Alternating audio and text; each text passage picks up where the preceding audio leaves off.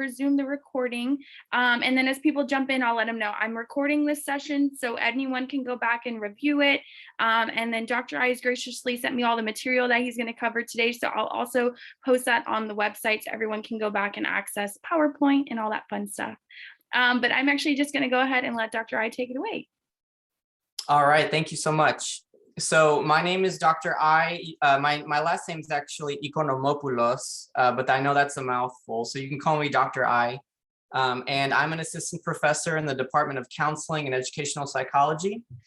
And I'm really excited to be here. I'm excited that so many people are here to learn about quantitative writing for methods and results. So this hopefully will be helpful for you all. Now, it's a lot of information. So what I'm going to primarily do today is point you all in the right direction. I'm going to link you all to some resources. And I'm also going to be showing you some of the standards that the American Psychological Association has.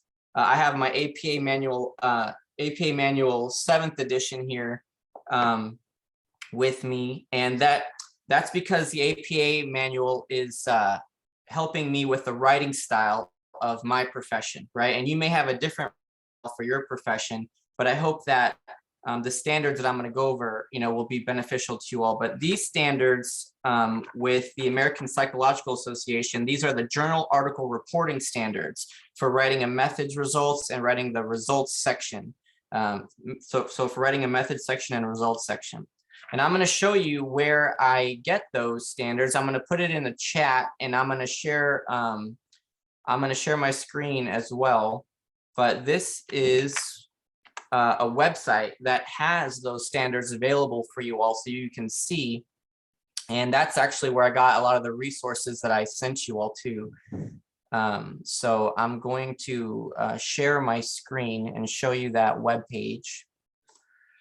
So this is the American Psychological Association APA style page for quantitative research designs, journal article reporting standards. And here's where you can get standards for primary quantitative research, experimental designs, non-experimental designs, special designs, and so meta-analyses. So here's where you could click on those links, and you can download those PDF files that go over those respective standards. And I'm going to show you what that looks like.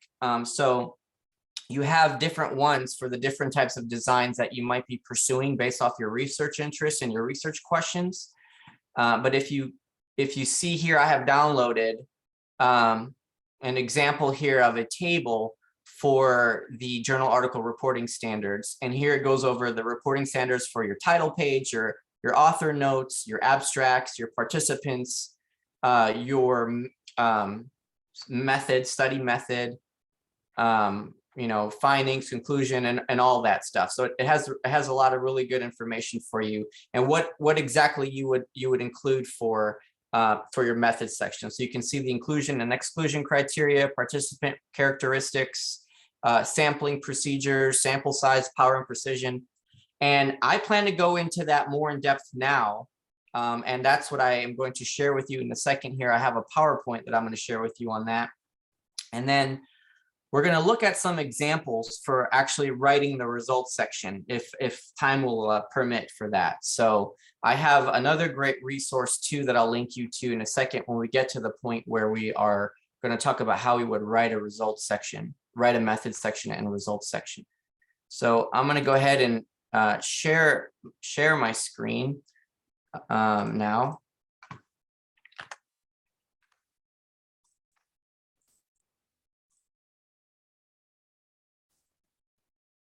All right.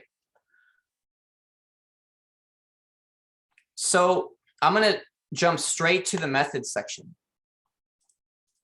So for the methods section, this is where we have to be clear and detailed about what we're going to do, right? We have to be clear and detailed enough to provide information to critique the validity of the study and to replicate it. So with quantitative research, especially, we want to allow for other researchers to replicate our research. That's why we have to be clear about our methods and what it was that we did. And we also want to minimize as much as possible any threats to internal validity and external validity, right? So if we're doing like a, a study on an intervention and we want to show whether it's effective or not, we want to minimize any, possible error that could be involved that might threaten the validity of our study, that might say that maybe our independent variable is not making a change in our dependent variable, right? We want to minimize that as much as possible. And we have to demonstrate how we minimize that and explain that in the methods section. And same with generalizability. We want to be able to be clear on, what we did with our sampling procedures to see if we can generalize our findings, if that's what you're trying to do. So we walk through each step of the research study in the methods section, and there are 4 main areas in the methods section. There's the participants section, the instruments section, the research design section, and the procedures section. Now, there are a lot more sections within this, and you'll see that with the reporting standards that APA has for the journal article reporting standards, there's a lot that we're going to cover. So I'll go into those more in depth. So with participants, what do we have to include with the participants section? So this is where we're going to answer the following questions. Who are the participants in the study? Did you have college students? Were they youth or adolescents? Who are the participants? How did you select the participants? How many participants make up your sample? Are there different groups of participants? So do you have an experimental group? Do you have a control group or a comparison group? Just different kinds here that you're comparing. How many participants are in each group? So, you have to provide information on sample size. What are the demographics of the sample? So age, gender, ethnicity, region of residence, or other relevant characteristics. So you want to provide information and describe your sample so that if the study is going to be replicated, it wouldn't be too hard because you can get good information from your report on who you recruited.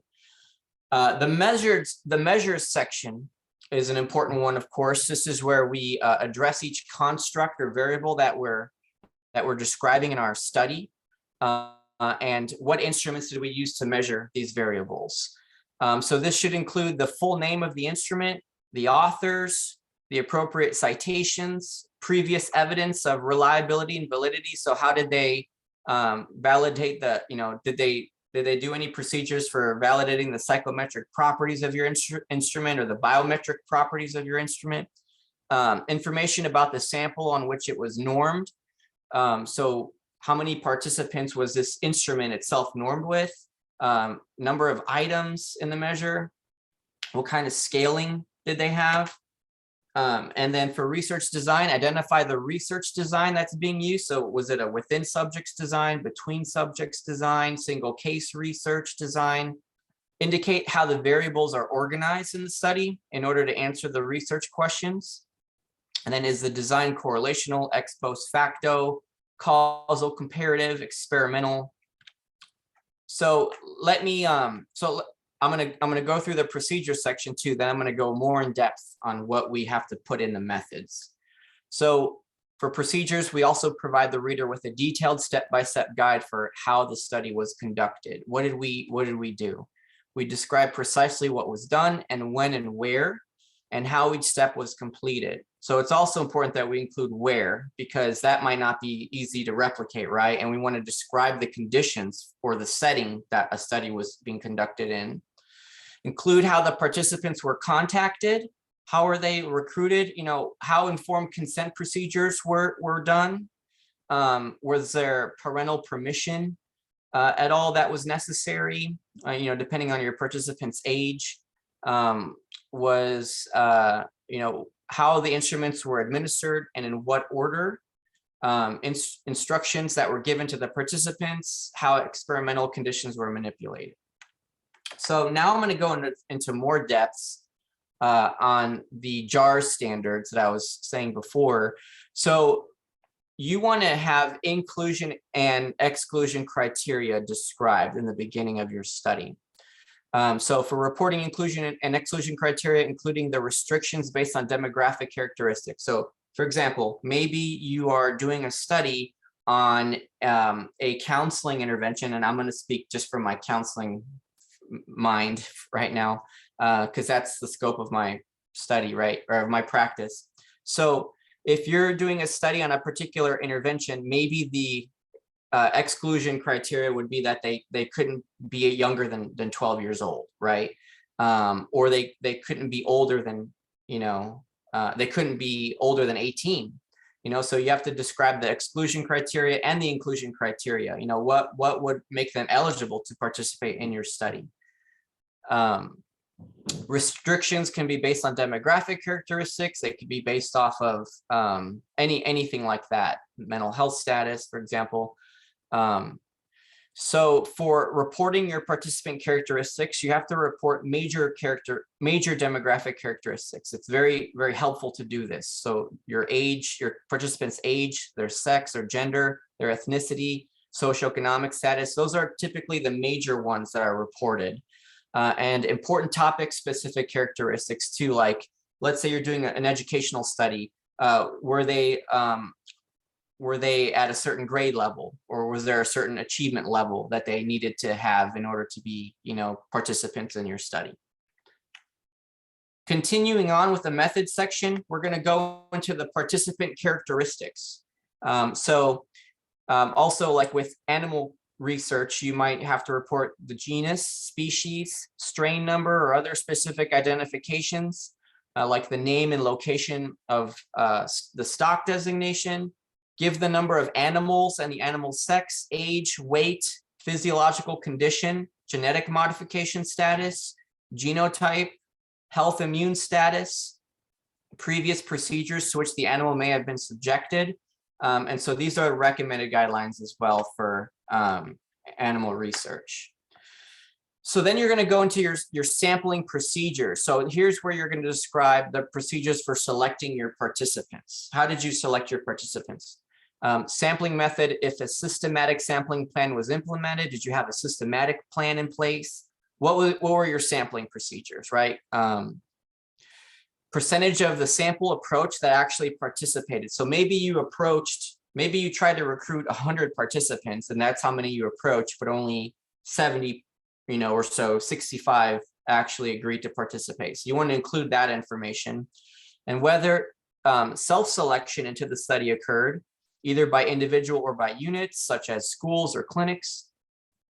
Describe settings and locations where data were collected, as well as dates of data collection. So give a time period too. So maybe it was during the fall and spring semester of 2023, right? So talk about the setting.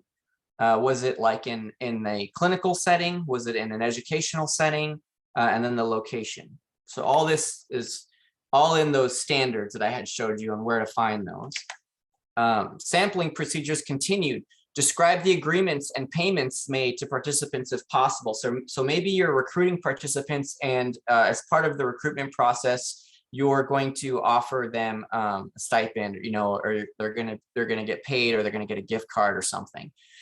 One thing I want to say too is you might be thinking, this is a lot of information already, and I don't know if I have enough room to write all this, because the journals that I want to submit my manuscript to has maybe a limited page, requirement. So you want to also look at the journals that you're, wanting to submit these manuscripts to, and look at their standards, look at their expectations for writing a method section and a results section, because a lot of this stuff, maybe they're wanting, maybe there are some things that are non-negotiable, but maybe there are some things that you can work through, to meet the expectations of the respective journal. This is perfect though for a dissertation. This is all the stuff you definitely want to include for a dissertation.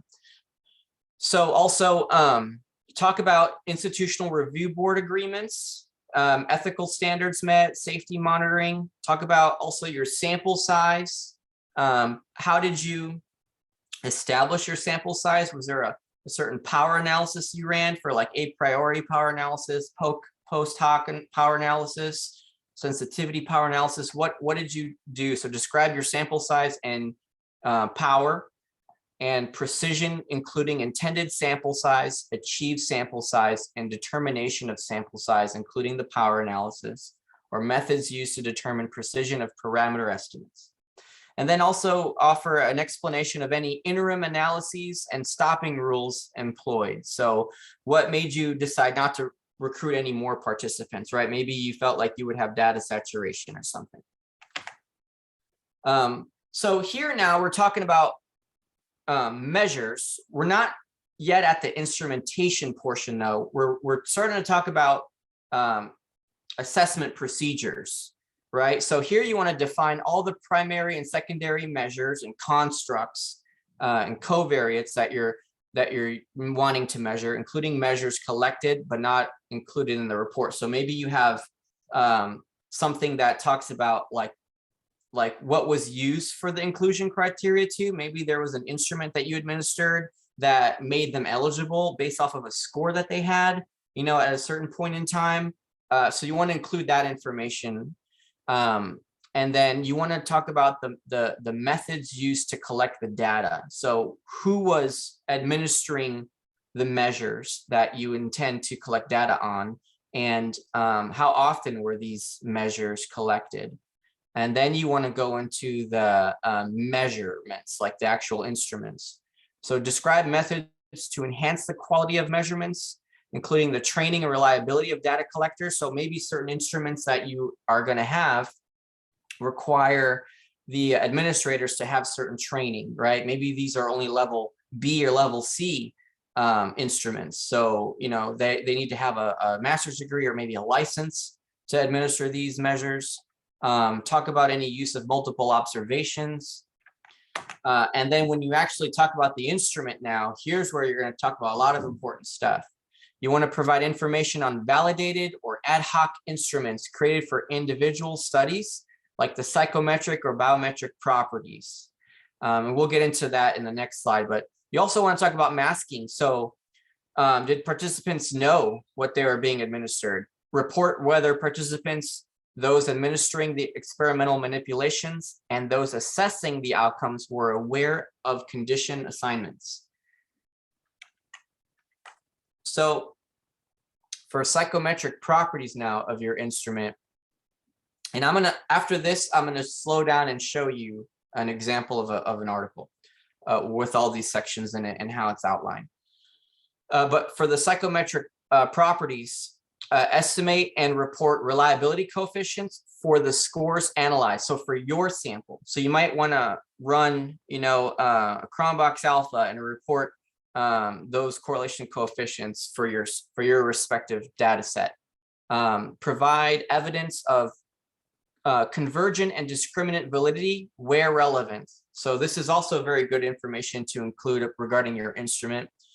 So convergent evidence is saying whether or not the like items within an instrument have a high correlation, and discriminant validity is like whether different scales of a measurement are marginally or moderately correlated. You know, otherwise, if they were very strongly correlated, they should be on the same scale, right, within the instrument. So you want to see if you have convergent and discriminant validity to balance out, you know, the validity of your instrument. Report estimates related to the reliability of measures, including inter-rater reliability for subjectively scored measures and ratings, test-retest coefficients, internal consistency coefficients like a, you know, split half method or Cronbach's alpha. Report the basic demographic characteristics of other samples if reporting reliability and validity coefficients from those samples, such as those described in test manuals and norming. So talk about too, like this instrument, who was it normed with? How many participants, you know, did this instrument get normed with? What was the sample size for the norming? Some of that information you might not have room for in a submission to a journal, but you know, this is part of the standards for reporting according to APA. Also, you want to talk about the conditions and design. State whether the conditions were manipulated or naturally observed. So what were the conditions like for your study? Report the type of design that you did. Did you do an experimental design with experimental manipulation with participants being randomized? Did you have an experimental manipulation without randomization? So now you're talking about like maybe a quasi experimental design. Did you have a clinical trial with randomization, a clinical trial without randomization? Non-experimental design, so like a within subjects design, pre-test, post-test thing, epidemiological design, natural history, and so forth. Single case within, single case study, end of one study, replication study. And then we have data diagnostics. Describe planned data diagnostics, including the criteria for post-data collection, exclusion of participants, if any, criteria for deciding when to infer missing data, and methods used for imputation of missing data.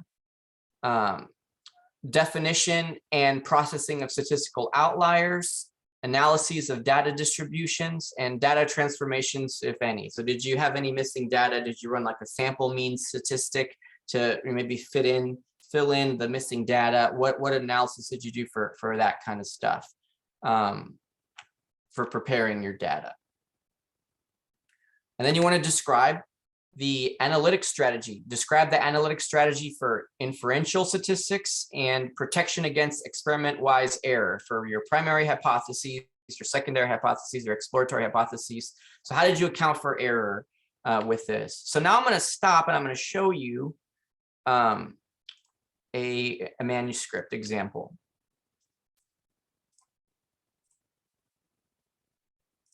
Okay.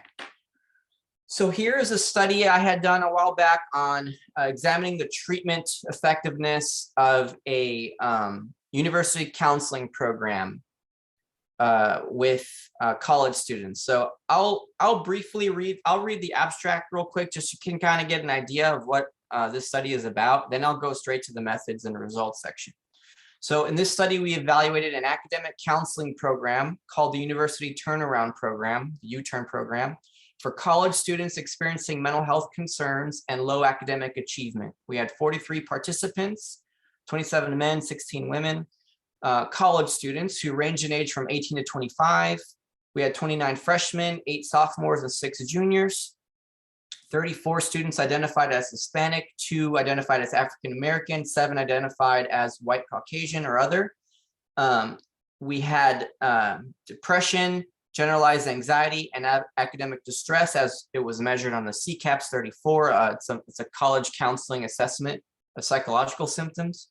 And then we had like test anxiety, concentration, motivation, self-testing, and time management as was measured on the LASI-3, Learning Attitude Study Skills Inventory. And we ran a paired samples t-test. So this was a within subjects design. One group had a pre-test, post-test design, before and after treatment.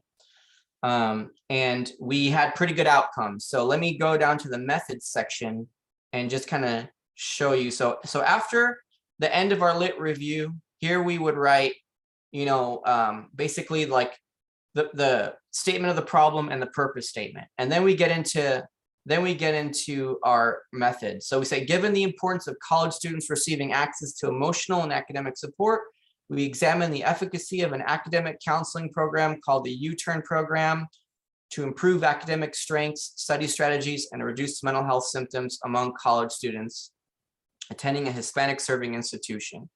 And then we go into our research question. Are there statistically, practically, and clinically significant differences in these measures following a targeted intervention?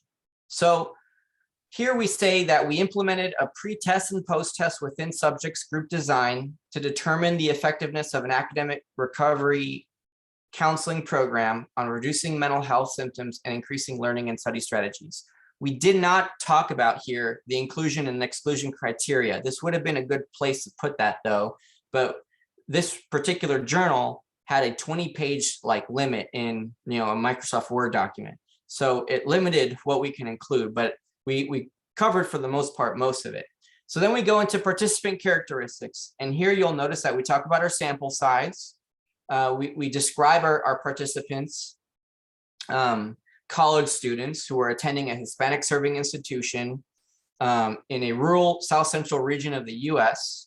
And we give other demographic info like age, student classification status, ethnicity. So we talk about their ethnicity, and then we go into sampling procedures. Here we talk about how we obtain IRB approval. So we covered that. We talk about our sampling method. We say we had convenience sampling to recruit participants from the University Student Health and Wellness Center. So we talk about the setting where we recruited participants, which treats students with issues related to academic concerns, personal and mental health related issues, and alcohol and drug related dependence and codependence. They were asked to participate in the research study following their admission into services at the University Student Health and Wellness Center. So this is where we describe how we recruited our participants and when. Then we go into our measurements of constructs. So here we talk about the actual instrument and then the psychometric properties of the instrument. So beginning with the Counseling Center Assessment of Psychological Symptoms, the CCAPS 34, we talk about how many items are in the instrument. We had 34 items. And the population for which it's normed with. We talk about the type of scaling. So it's a 5-point Likert type scale, and we say the range for responses. We talk about the areas that this particular instrument measures. And then we talk about sample items. So we include sample items. That's important for your instrumentation. So I'm shy around others, or my heart races for no good reason. And then we talk about the internal consistency with alpha coefficients ranging from 0.76 to 0.89. So we report on the internal consistency. We reported Cronbach's alpha there. And then we also talked about, for our respective sample, what was the internal consistency. Cronbach's alpha ranged from 0.54 to 0.67. And then what particular scales within this instrument did we actually use in the study? So we were able to fit all that stuff in, and we did the same thing for the LASI 3. We talked about the number of items and the types of subscales within this measure. We talk about example questions. Again, I find it hard to stick to a study schedule, or I concentrate fully when studying. We reported again internal consistency within the instrument when it was normed, and then we talked about that for test retest reliability and convergent validity, and then we talk about within our sample what the Cronbach's alpha was, and then the particular scales that we use within this instrument. So then we go into the procedure where we're describing more information here. Participants received an informed consent form that explained the purpose of the study, their rights, confidentiality, and potential risks involved in the study, and they agreed to participate in the U-turn program, in the U-turn study. Each client was given the CCAPS 34 and LASI 3 before the first intervention and the end of the last session. So that was a pretty simple, straightforward one. We probably had a lot more information we could say here, but we were restricted, and the editor was fine with us just leaving this as is. We also talk about the intervention that we did. So if you're doing a study that involves an intervention, or a treatment, or you're manipulating a variable, like an independent variable, right? You have to talk about what that would be. And here we talk about our intervention and then the setting in which this intervention was done at. So we talk about how we had a 3-session academic counseling program that teaches students to strengthen academic performance and explore elements of success in college. We talk about how these were provided weekly over a 5-month period with our total sample. We talk about how we had fidelity checks saying that, we were able to strengthen the internal validity of our treatment or of our study, to say that our independent variable, was true to what the program was intended to do. So it was going under fidelity checks. On the implementation, we talk about how long our treatment was, what the goals were of treatment. We talk about more in depth about the intervention, how they were given a time management worksheet, They had done a SMART goals worksheet as well. They talked about goal setting, time management, stress management activities were provided here.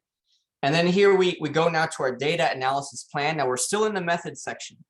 Data analysis plan. So we ran a priori power analysis to determine number of participants needed to establish statistical power for this research design. So we needed a sample size of 27. That was found to be what was necessary for appropriate sample size to detect a medium effect of 0.50 of treatment group type for the dependent variables over time. And then for our preliminary analysis, we didn't have any missing values because this was all computer generated data, like the administration of these measures of the CCAPS and the LASI was administered on a computer. So we didn't have any missing data. So that's something that you would report if you had missing data or not.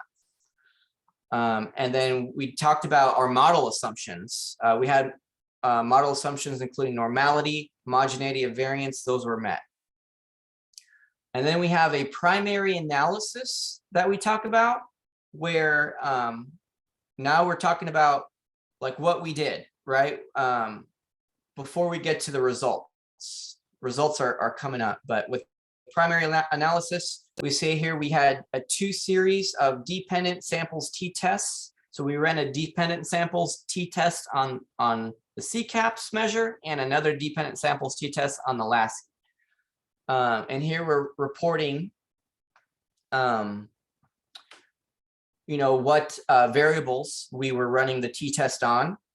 If we had to make any corrections to our data, Bonferroni corrections were made to account for the influence of increased type 1 error probability when making multiple comparisons. As a result, statistical significance tests for mental health and learning and study skill variables were interpreted at 0.016 and 0.010 levels respectively. So you'll talk about that, talk about estimates of effect size and clinical significance. So what are you going to be like analyzing and what does it mean? So we wanted to analyze estimates of treatment effect, of effect size. We use Cohen's d, which is a method of measuring the magnitude of the difference within pre-test to post-test. So not just statistical significance if there is an actual difference, but the magnitude of the difference. What would that magnitude look like if there is a difference, right? And then we talk about how we would interpret that. And then also we talk about clinical significance was determined in accordance with calculation of percent improvement. So what was the percent improvement from pre-test to post-test? How much of an improvement overall percentage-wise did we find? That's another method of estimating change. So we talk about that, and then this is just the table they included there. And then we have our results. So now let me go back and show you all what is required based off of the reporting standards of APA for writing a results section. Then I'm going to show you examples of a results section.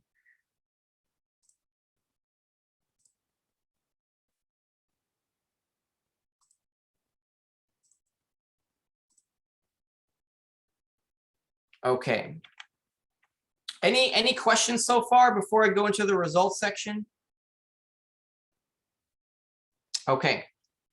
So for the results section, what is a results section? This is a section in which the actual findings of the study are presented.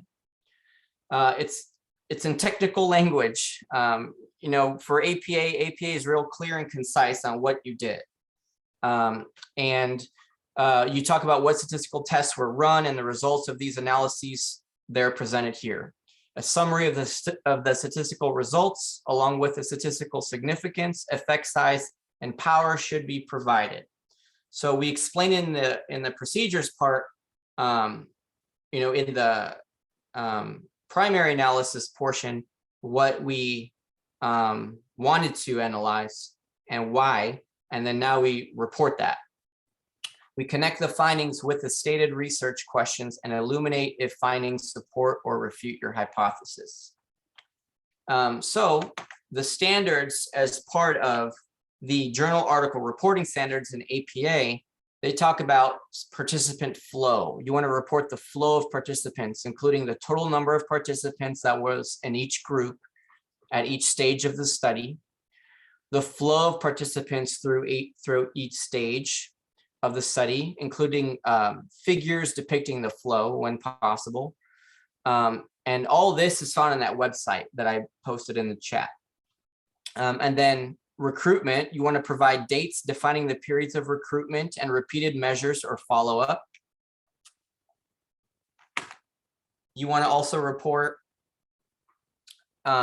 information detailing the statistical and data and analytic methods used, including complex data analyses. For example, did you do structural equation modeling analysis? There are reporting standards for this in that web page. I don't think I attached those tables to the resources I sent out, but they're found in that website. Hierarchical linear models, factor analysis, multivariate analysis, and so forth. The reporting standards for APA are found in that website. And they're on pages 71 in the APA manual to like 80 to like 120.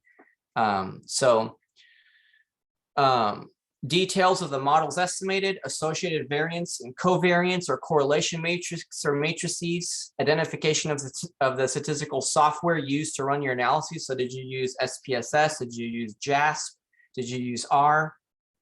Estimation problems like failure to converge, bad solution spaces, regression diagnostics, or analytic anomalies that were detected, and solutions to those problems that you did, if you were able to.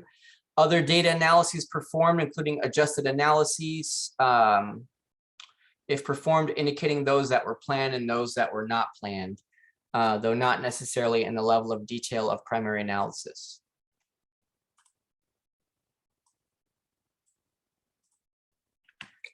I was able to post the link for that page.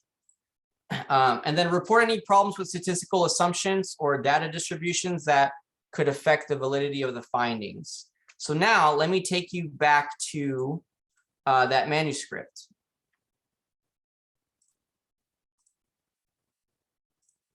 And then I'm going to go into more detail on how you actually would write this with one of the resources I have as well.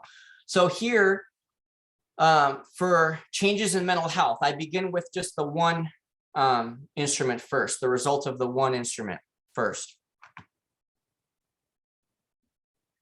So we say here a paired samples t-test, because it was a within subjects design. So a paired samples t-test was conducted between pre-test and post-test scores across participants on the CCAPS-34 subscales of depression, generalized anxiety, and academic distress. And then we say see table 1. So here I included the type of analysis we did and the type of design that we had, and the instruments and the constructs we're measuring, right? I talk about any corrections we had to do. We did a Bonferroni correction, and then here we give the results. And here you want to also, talk about, give statistics, mean, standard deviation. And so here we talk about, right away, I mentioned the results indicated that the respondents' pre-test scores of the depression scale, mean of 43.65, were decreased at post-test. And you can use this framework. And then here we report the means of the pre-test and the post-test, as well as standard deviation. Here we ran a t-test. We give our t-score here of 4.75. Probability value was less than 0.001. And then we give our estimate of treatment effect, of effect size, of using Cohen's d in this example, which is 0.73. And then here we talk about our percent improvement as well between pre-test and post-test, which was 12.47.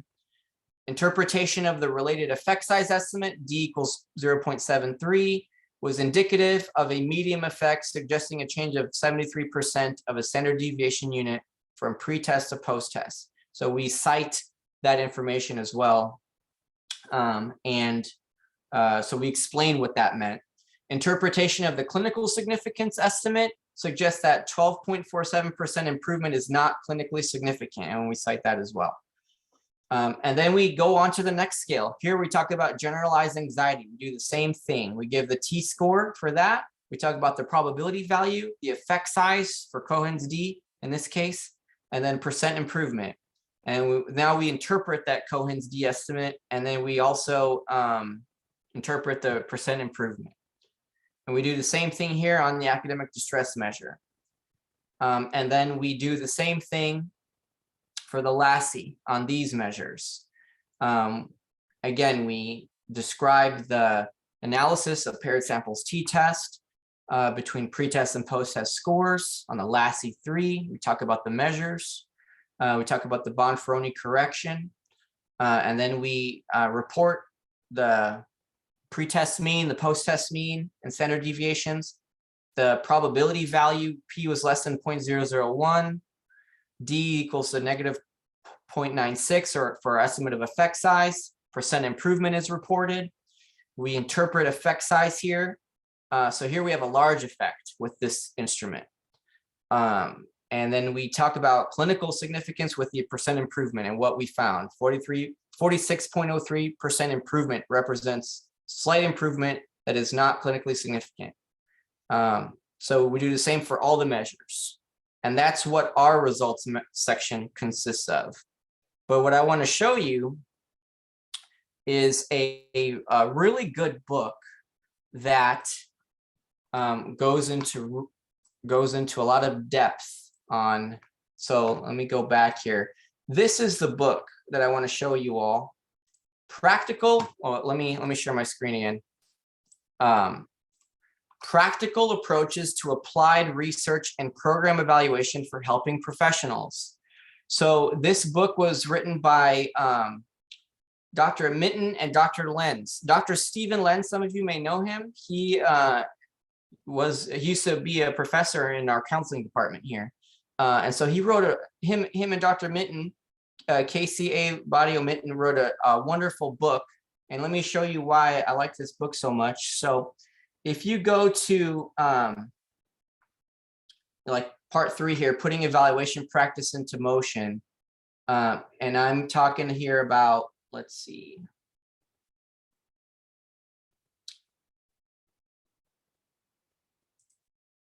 Like, for example, data analysis and interpretation.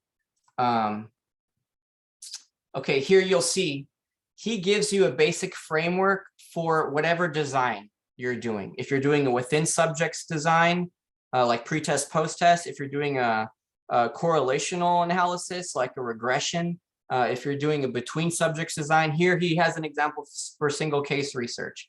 He talks about what you do for step 1, for how you would write your results. Whether you did your statistical significance test or practical significance test, what you would report. So for this single group design, this is like a within subjects design. He talks about, like, first you would talk about minimal, moderate, mixed, strong, support of changes in the outcome variable that you would have, like your dependent variable, right? Over time for participants who completed the intervention, like the U-turn program, delivered in the clinical setting, right? Report the findings of your statistical significance tests and practical significance estimates. And he gives you a model for what you would say and when and how you would say those things.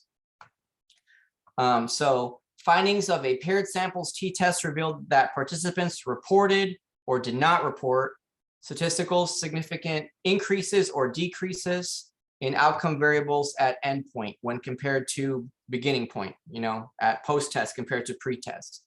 And here you would talk about the value for each respective thing you have to report: t-test, probability value, effect size, and all that. And so here you keep going, and he gives an example.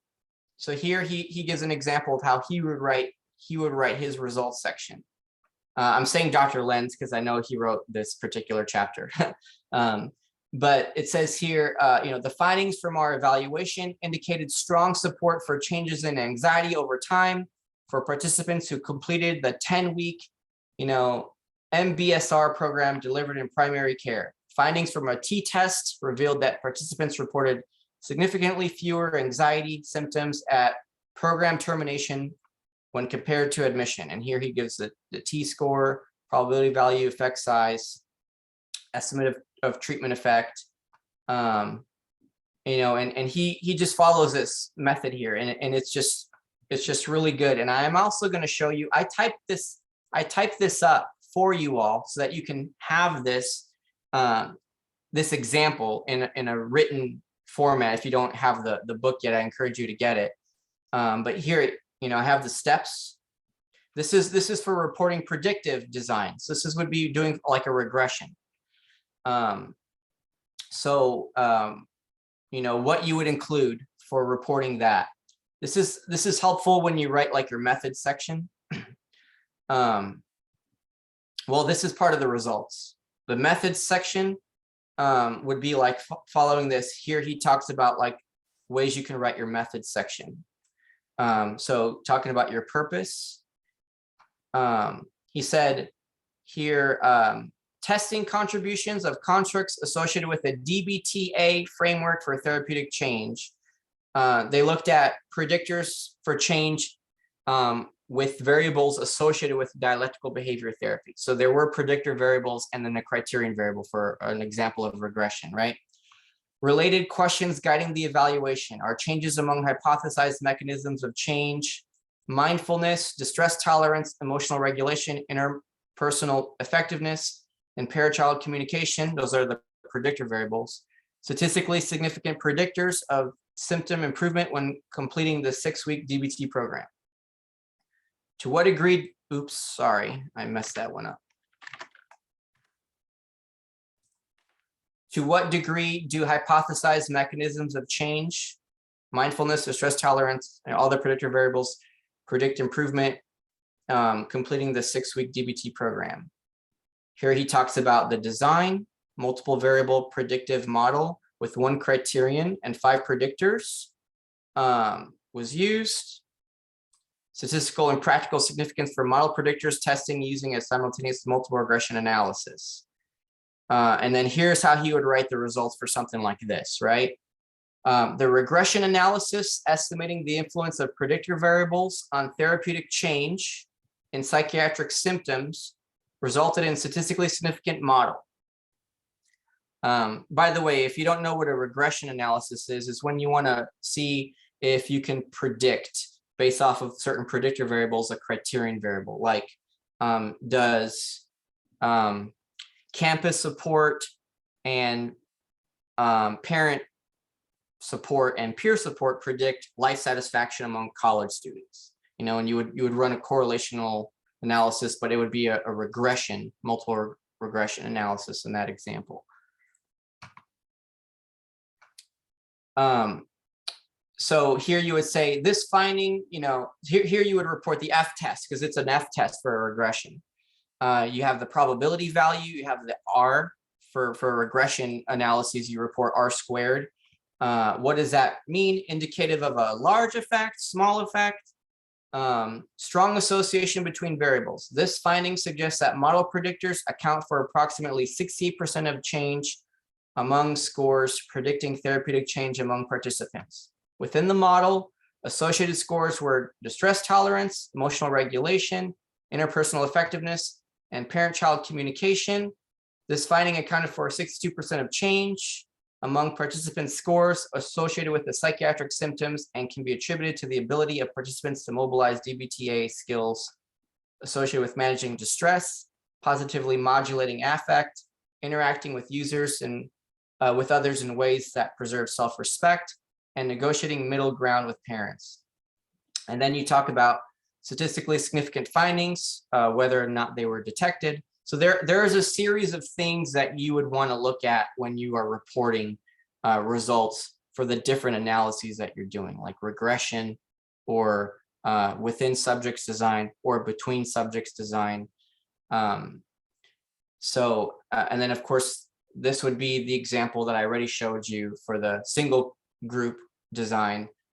So you can use this and follow along and read this, and you can see what would be used for reporting your results for like a within subjects design. So what's very important that you report then would be, you know, your probability value, your effect size, if you can also report on practical significance or percent improvement, that would be good, and explain what that means following these results here. And so I know I've gone pretty fast. We still have, I guess, about 10 minutes, but does anybody have any questions at all about writing a method section or writing a results section? I mean, one thing I really want to encourage you all is to follow the APA manual or the writing style of your profession, the manual for your profession, and also follow the guidelines that the respective journals that you're going to be submitting to, follow their guidelines, and read examples of already published manuscripts, articles that are related to your study, so that you know what to include and how they have it formatted and structured. But does anybody have any questions, or anybody want to share what they're interested in working on?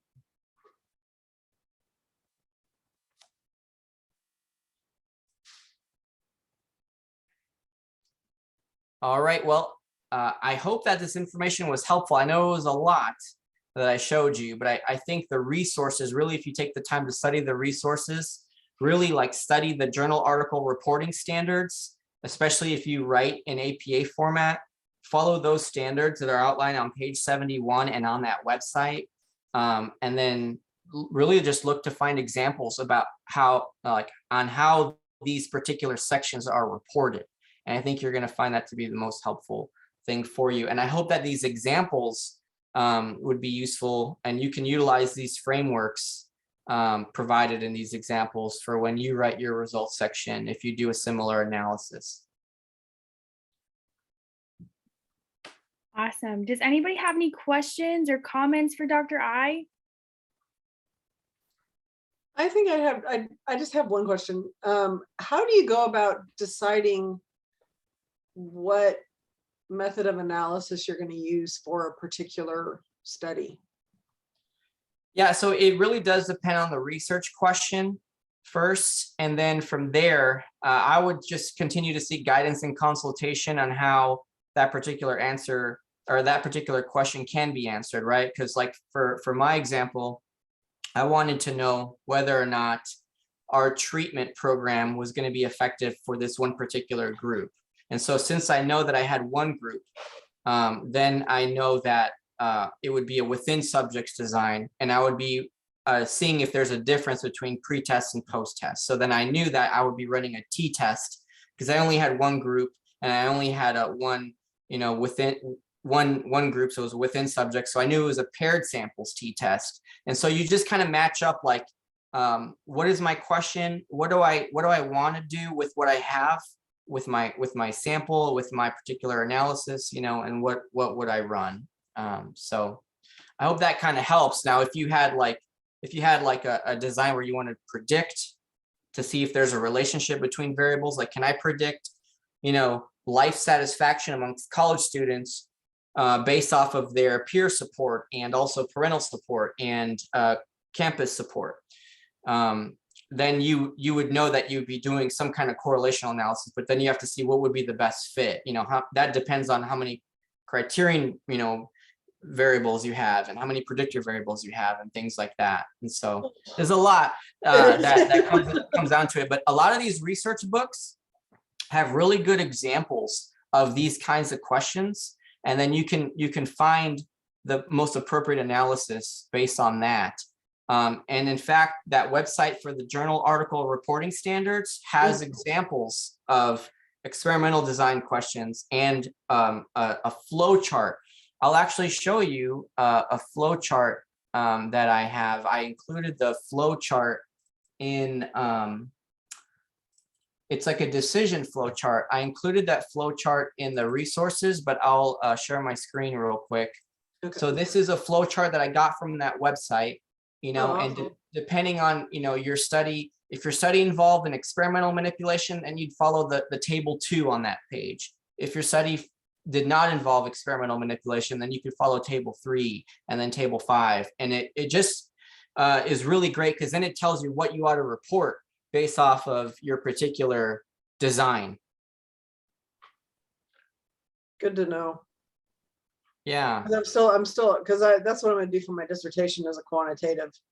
And it's actually gonna be more of a retrospective study, Okay. looking at test scores, or comparing test scores from summer of 2020